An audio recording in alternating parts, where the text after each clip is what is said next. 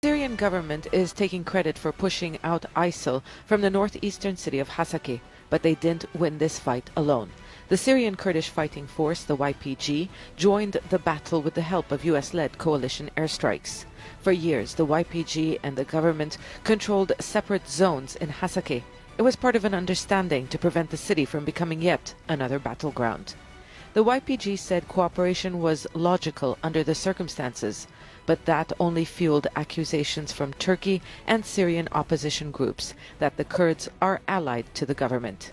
Now, an official from the YPG's political party, the PYD, told us that the threat of terrorism means it would partner with any group, including the Syrian government, if it's committed to a democratic Syria. Anyone who are ready to work for democracy, who accepts the diversity within Syrian people, of course we are ready to coordinate with them. And now, as I mentioned, I maybe told you some examples with the opposition and also with the Syrian with the regime. The Kurds may be a minority in Syria, but they have become powerful players in the conflict. Territorial gains over recent years allowed them to enjoy political autonomy in the Kurdish heartland in the northeast. The Kurds have a long history of struggle with the Syrian government. Many of them were not given citizenship, and their culture and language were suppressed. In 2004, they rose up against the state, but their protests were violently quelled. When the Syrian uprising began in 2011, they didn't fully join efforts to overthrow the government. Instead, they managed to expand into areas where the regime retreated.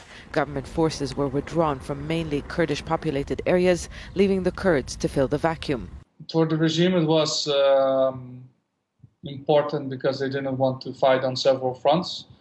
And what their main calculation probably was is that if the Kurds would capture those areas, that it would lead to tensions between Turkey and the Kurds. The Kurds haven't just created their own autonomous region in Syria. They are now in a position to change the balance of power on the ground. The main Syrian Kurdish force is now publicly floating the idea of partnering with the government. Sana Khuder, Al Jazeera, Southern Turkey.